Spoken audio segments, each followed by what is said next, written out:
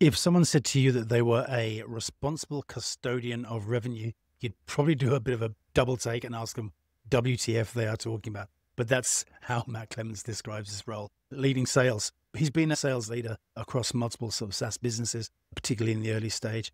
Currently heading up revenue generation and sales for Budgetly.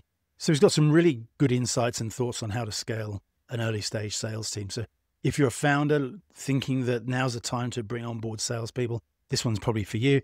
If you're a salesperson and you're thinking that a new role is for you, or you're thinking of getting into the SaaS sales space, then Matt's definitely going to have some tips and insights worth you listening to. I've known Matt for several years. He's been a guest on my other podcast, Start, Scale, Grow, now no longer running, morphed that into Startup Hiring, FYI. But I've also worked with him at Xplor, helping hire some of his sales team there, as well as some of the engineering team that we're hoping to hire. So he's got some strong opinions, as we all do, but I think they're grounded in reality and grounded in the history, if you like, of what he's been through growing a sales team. So he's seen what's worked and what hasn't. You'll hear him talk about metrics, the metrics of salespeople, the metrics of revenue, and how you responsibly grow teams. So definitely something there for founders, definitely something there for other aspiring sales leaders as well. So I hope you like this one. If you do, please subscribe, share.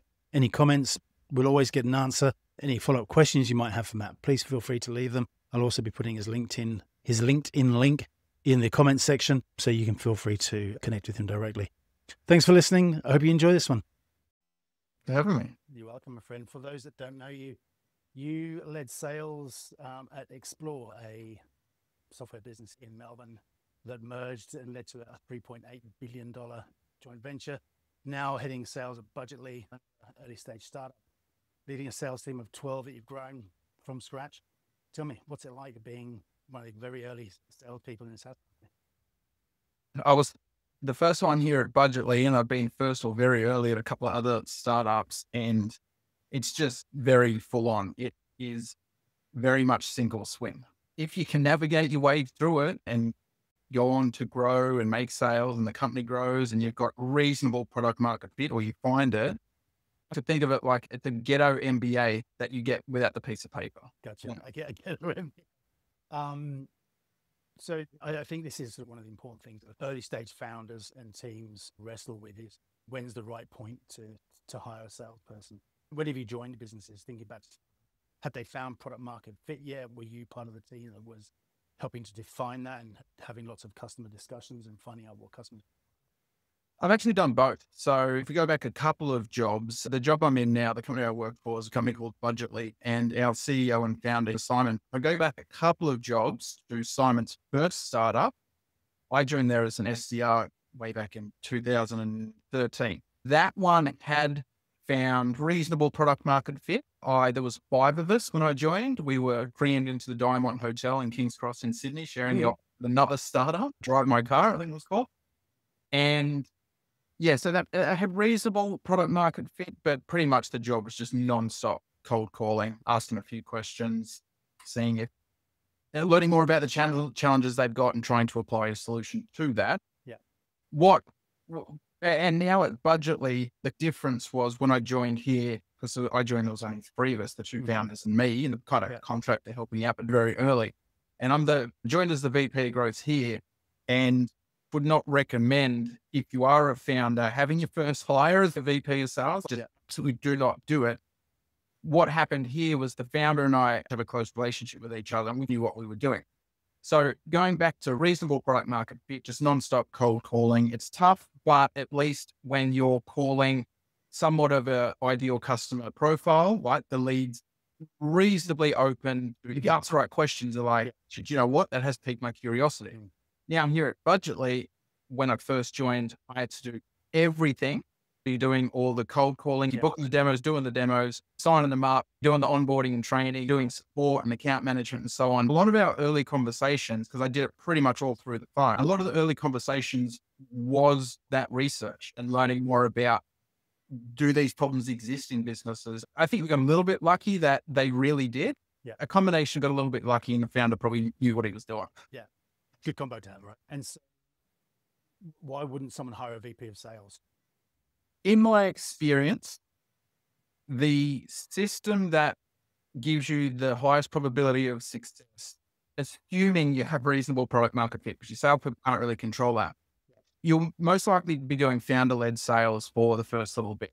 The founder during founder-led sales has an enormous advantage where it's his or her baby. They built from the ground up or involved with it being built from the ground up. They know every nook and cranny of it, every use case of all the early customers. They probably know all the early customers on a personal level because they're still doing support. And so when they get into a demo or a sales conversation, it's very organic for them to talk about the problems that you experience. When you're transitioning from founder-led sales, probably the best way is to hire 2 salespeople. Don't get 1, try and get 2 if you can afford it. You can play them against each other, not in a weird Hunger Games type of way, but if you get 1 and it's not working out, you don't know if the person's not really great, or so if you get 2 of them, and only when you can get those 2 people on target, hitting 100% of their targets, and you're reasonably full of leads, whether it's outbound generated or inbound, ideally a nice combination of both. Then you can bring on a leader to grow the team from 2 to 20 or 2 to 200 or wherever you want to go.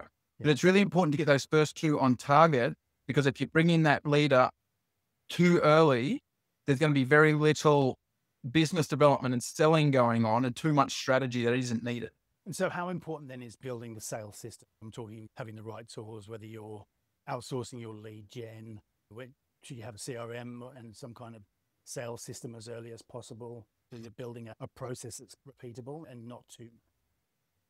I feel very strongly about this, and I have strong opinions. In previous jobs I've been in, because I didn't join at the very beginning, even at Resi, I was a 5 of us down, but it wasn't at the very beginning. Every sales job I've come into, whether it was a salesperson or as a VP of sales or head of sales or whatever later on, the biggest bee in my bonnet I always had was that the kind of operations, the revenue operations, the sales like stuff, none of it really existed. Nothing was really written down.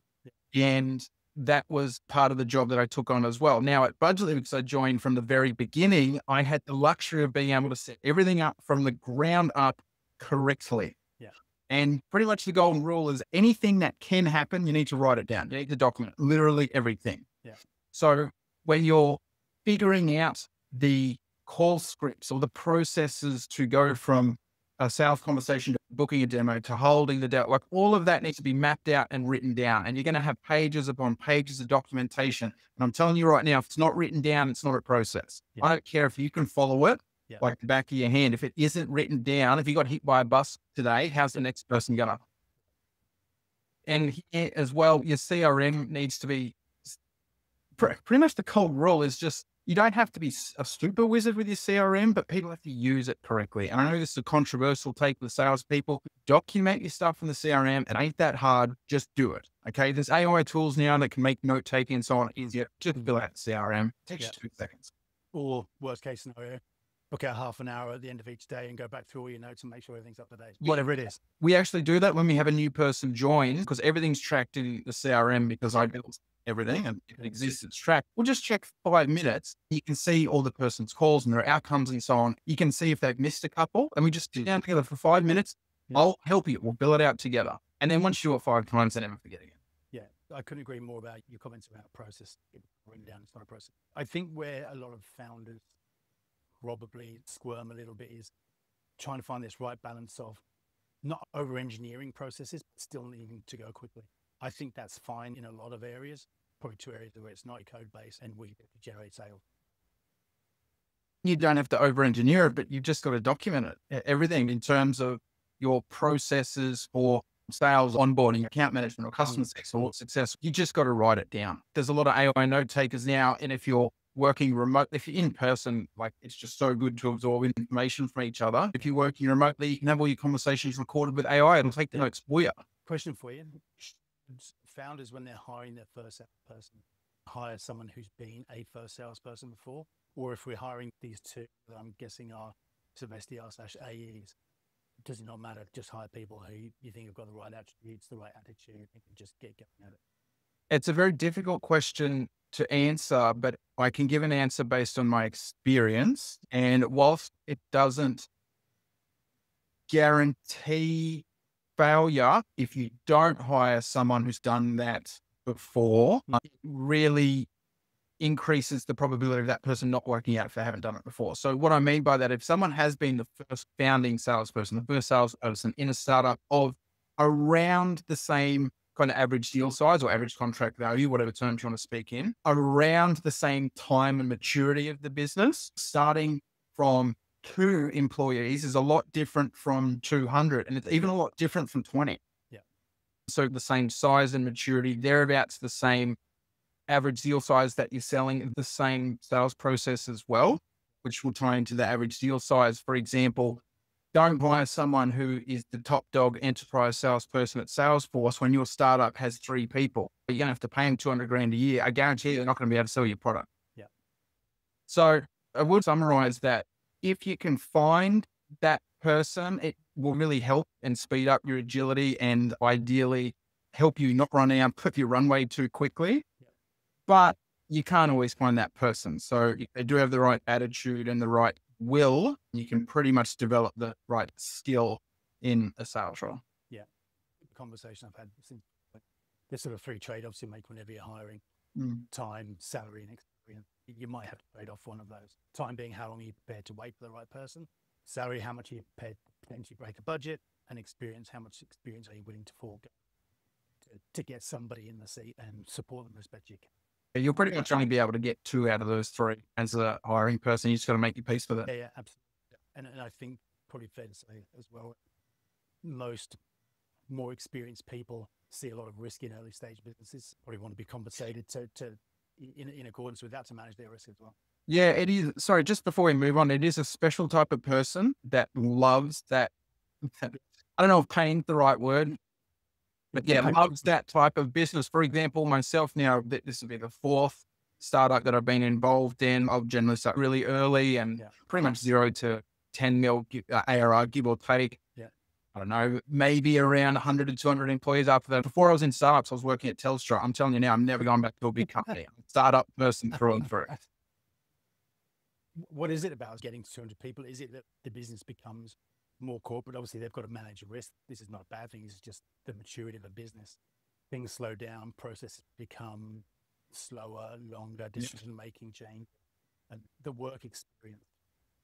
That's exactly correct. And I'll just say 2 things on that. The thing I really love about startup land is your advantage is quite often your agility and how quickly you can move and pivot. What I hate about when a company gets to a certain size, and it's just inevitable in all of my experience, is you see a snake, just kill the snake. I don't want to have a meeting to formulate a committee to talk about the possibility of, do we do something about that snake? Just, you see the snake, kill it. Yeah. So I hate that. Yeah. Just think of what the thumbnail looks like for this video. By the way, I do like animals, that's the metaphor, right? I don't kill. I think I'm going to superimpose your head on Steve Irwin's body. Talk to me a little bit about sales metrics. Obviously, knowing your metrics, super important. At what stage from a revenue or an ARR number of customers, whatever metric you choose, do you then start thinking about hiring your next people and growing that team? What are the triggers or the levers? In my experience, the best way to do it is when calendars are full, because pretend you're a salesperson, like an account executive who's doing demos and making sales. And maybe you're making some calls to book you on, but pretend your bread and butter is doing the demo and making sales. Having a full calendar, being back to back in demos all day is a very good problem to have. Who doesn't want to make more sales, earn more commission? Pretend you're an SDR where predominantly most of your job is doing outbound calling to book demos and so on. When we are drowning in appointments that need to be set, demos that need to be booked, and that'll usually be a combination of inbound and outbound. If it's 100% outbound, you're probably never going to be drowning in it. But if you've got the combination of the outbound demos that you're booking as well as inbound coming in is too much people that you've got, that's generally a good indicator to then go and hire more people. The worst thing you can do is hire 10, 20 people. You have the solution and then go in search of the problem. You get the problem first and then start to hire the people. There's something about now as well, Budgetly. It's the first time I've been involved in a bootstrap startup. Purposely haven't raised any funding, and it's a different challenge altogether. I remember having a conversation with you, I think the last time we did one of these things, and it was such a interesting mind switch for me to go from, okay, we raised this money, you need to go and hire 20 people, yes, Mr. Founder or Mrs. Founder. Now have to see myself as an efficient steward of capital because there ain't that much to go around. Yeah. Just to come back to your question, I like to distract it. When calendars are full, when inbound's coming in, when calendars are full, then look at hiring. Yeah. Better problem to have that way than the other way around. Yeah. An easier thing to solve. So it's the same when you're building your startup or your new product or your feature. Don't build the feature or product and then go in search of the problem that it solves. Yes. Have the problem first and actually determine the thing that you're building next. It's the same with hiring. For founders that are beginning to think about what sort of person should I be hiring? How do I know that they're right for me? What's your sort of your thoughts, your advice, things to look out for, red flags for candidates they're talking to? Who salespeople are salespeople? Let's admit it, they can someone talk a good game, doesn't come to be accepted. What things should founders look out for to identify that yes, this is pursuing?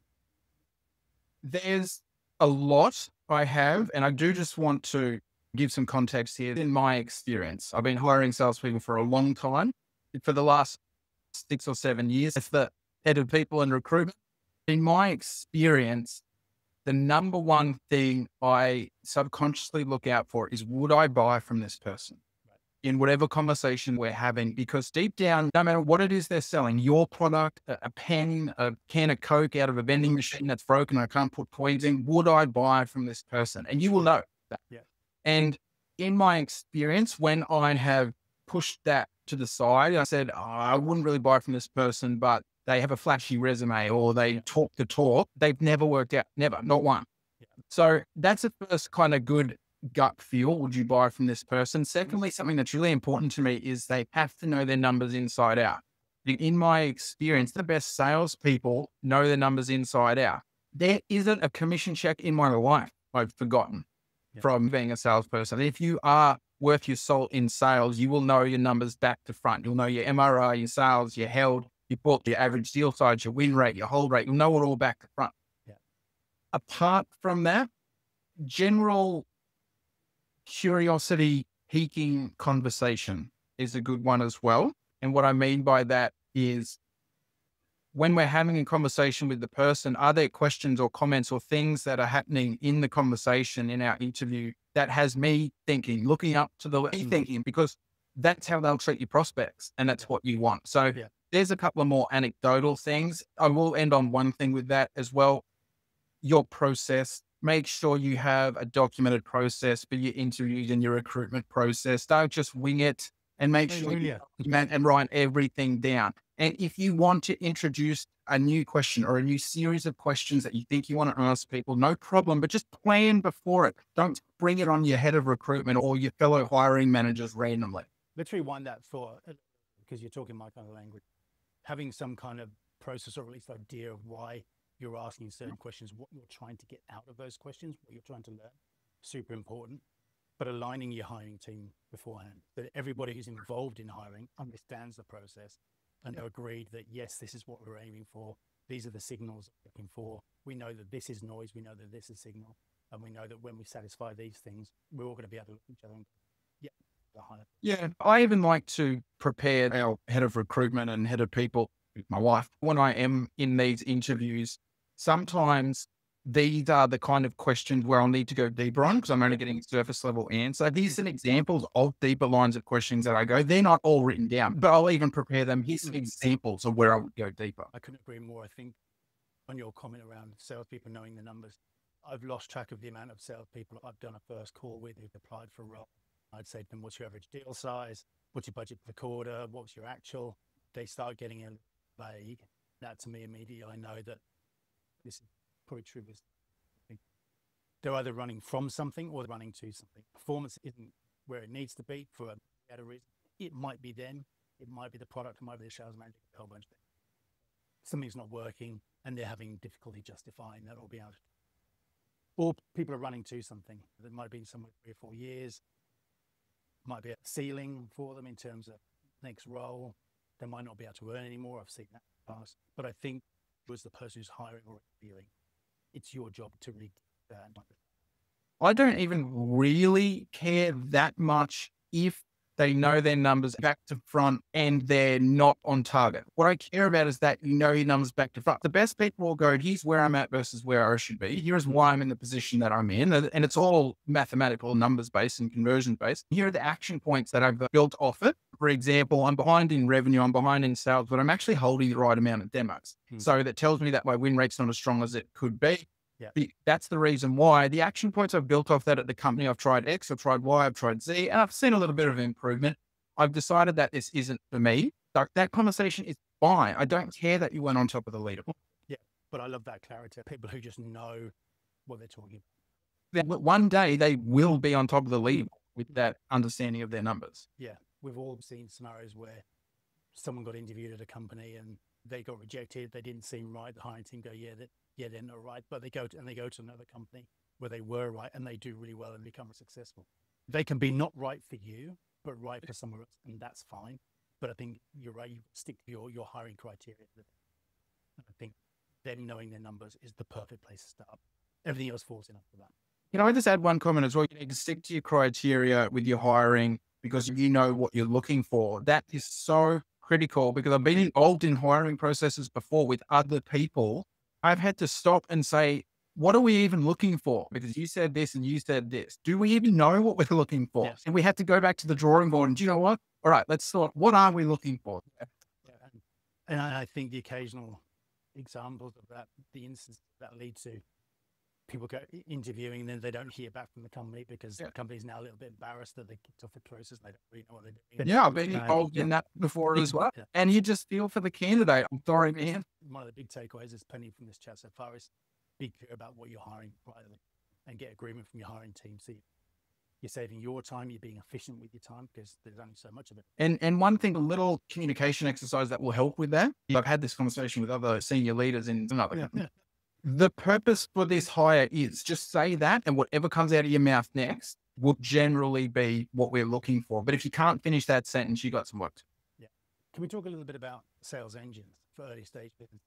They're going to be founder-led relationships, but there comes a point you need to have some kind of lead gen system going on. Hopefully, you got someone in a marketing role or something who's driving traffic to the site, driving leads. What are your thoughts around building that? What sort of skills should go?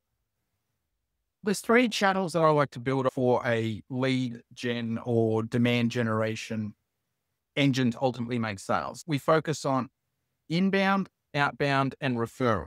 The outbound part of it, the process you got to build, because they're all different processes, different process docs, different buying journeys and so on. The outbound, you need to speak to enough people. It's going to be hundreds, probably thousands. You need to speak to enough people to figure out what the common denominator of challenges they have is, and with your product solving that ideally, and then you work backwards from there. So our product solves X problem with the feature that solves this problem. Okay. So what's the problem? What is the question that I asked to uncover the person I'm talking to at that business has that problem? So you got to figure that out first. And that's generally pretty high level, but generally your outbound channel there. Your inbound stuff's a little bit different. There is a difference between lead gen and demand gen. It depends on which stage you're at.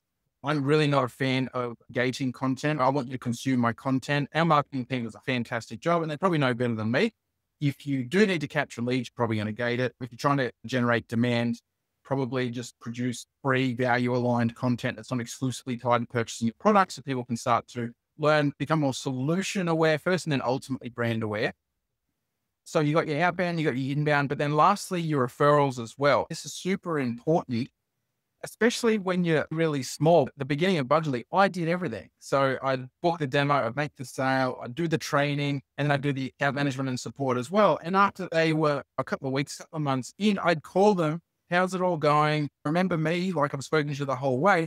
And the people that are happy, all you got to do is ask, do you have any friends, family? Do you know anyone else in a similar job to yours who'd be interested, have these problems? They're like, do you know what? I do know someone similar. And then you start to get a referral engine going as well. Yeah. So just to summarize that, we work on 3 channels, inbound, outbound, and referrals to start to build your revenue generation engine. Shouldn't rely too heavily on one. They also have different unit economics, right? They'll have a different acquisition cost for each one, a different payback period and so on. And you can even go so deep into it that there could be a slightly different ICP problem. And I'll give you an example. At Budgetly, the sales cycle from first meeting held until closed one, very quick for inbound. It's about 3 times as long for outbound.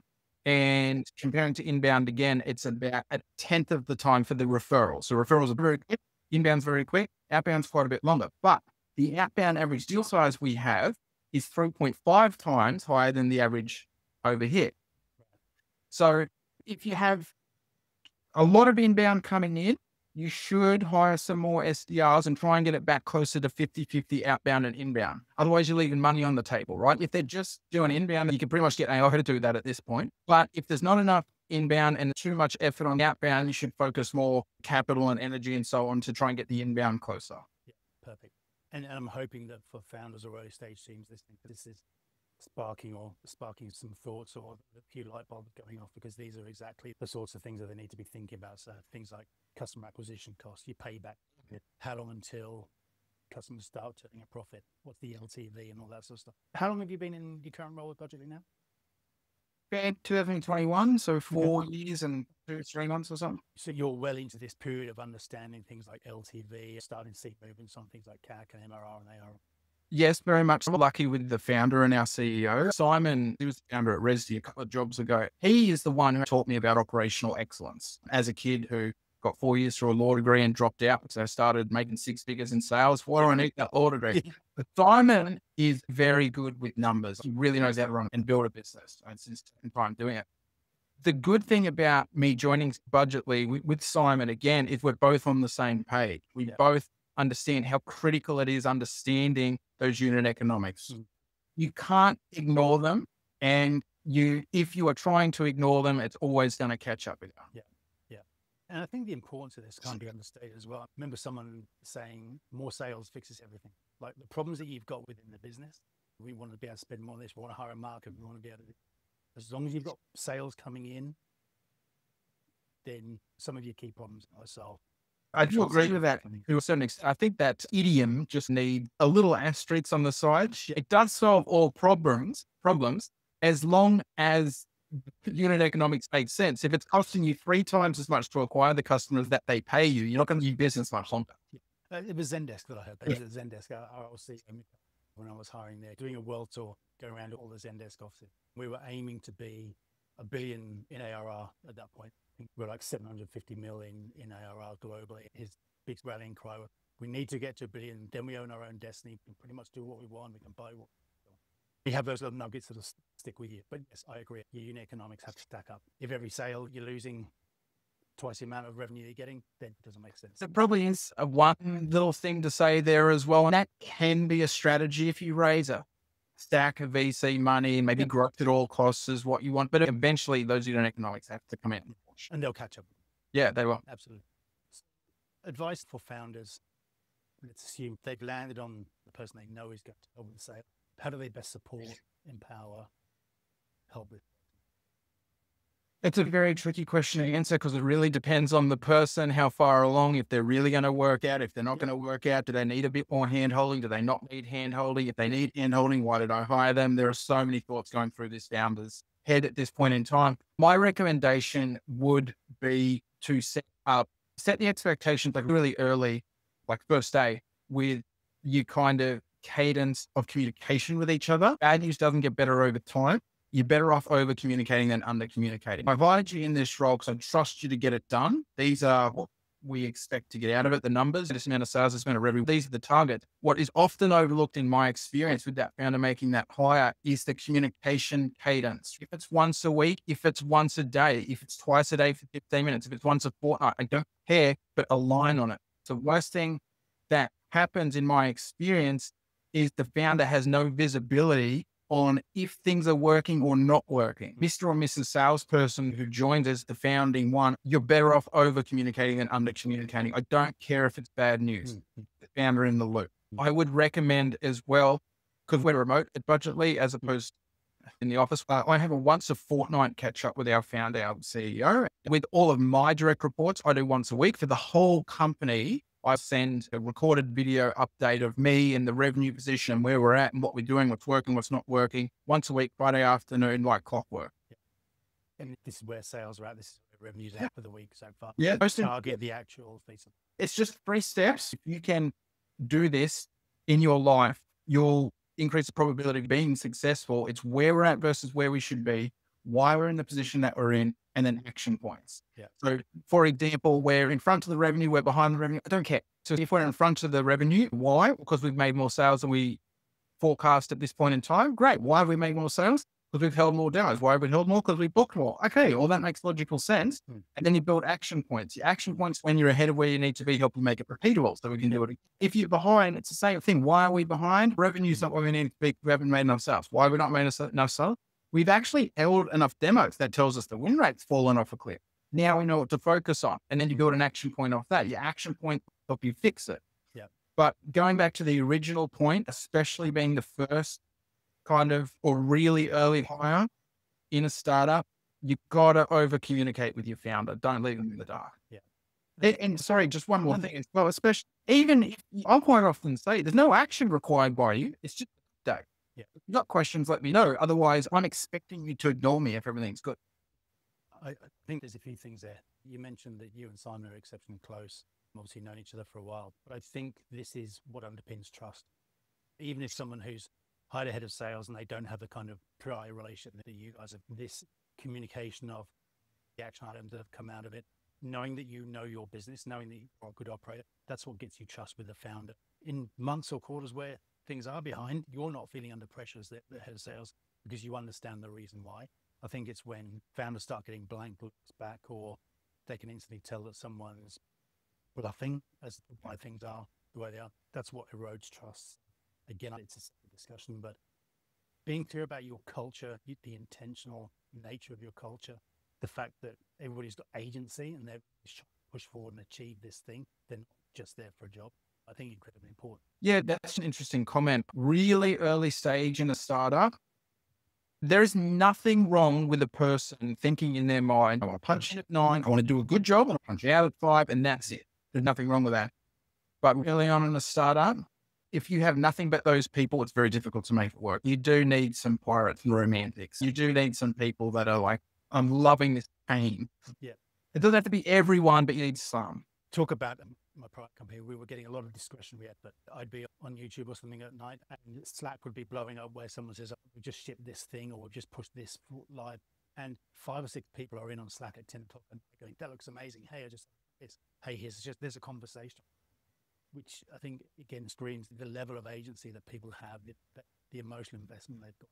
And you're right, having everybody on that level probably makes it a crazy place for anyone else coming to work. But you need some of that. This thing isn't going to grow itself.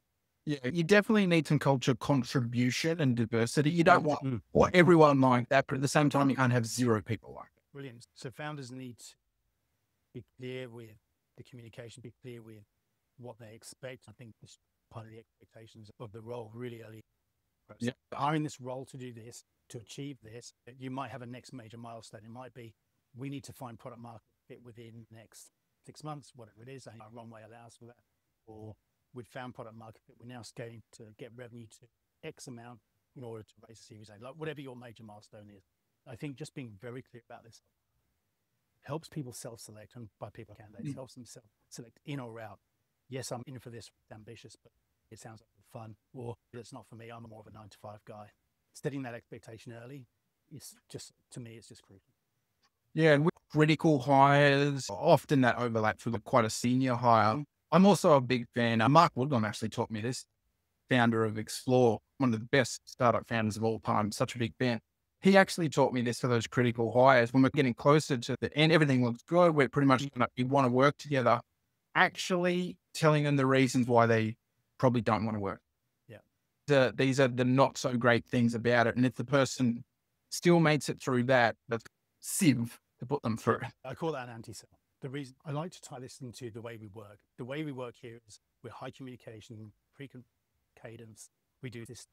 If you're someone who likes X, Y, Z, you're probably going to get frustrated by this. If you're someone who prefers to work this way, this probably isn't going to work for you. Being really clear about this and stuff. And I think how you frame it is really important, because nothing worse than somebody turning up and 2 weeks into it, both you and them are going, "We should just being clear about this because this isn't."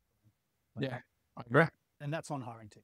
that's on founders, that's on interviewers, to be really clear, which you rewind this conversation back, is setting the foundation of what are we hiring, what's this role trying to achieve, and how do we communicate that to this person? What else do founders need to do to support this person?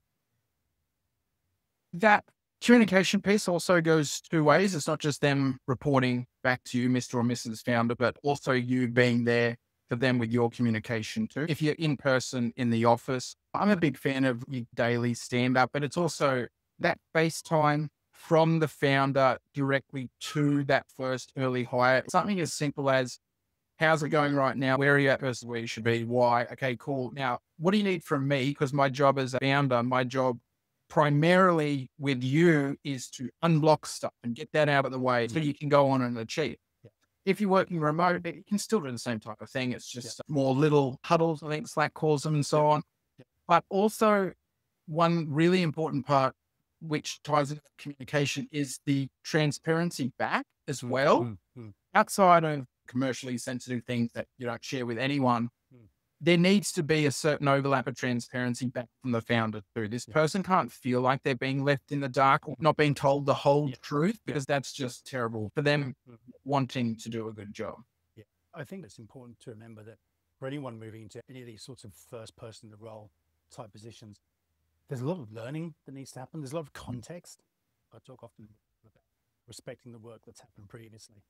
Why was this decision made? Sometimes simple questions. Why have we got this CRM? To a founder can sound like someone having a dig. Maybe the question is, hey, I'm interested to understand what the rationale was behind why we chose this system. Was it that we got it cheap? Was it quickly? What was the rationale? And respecting the work that's happened, being thoughtful around communications, but also for founders, stage team, recognizing the other person just needs context to understand. They're not having it necessarily.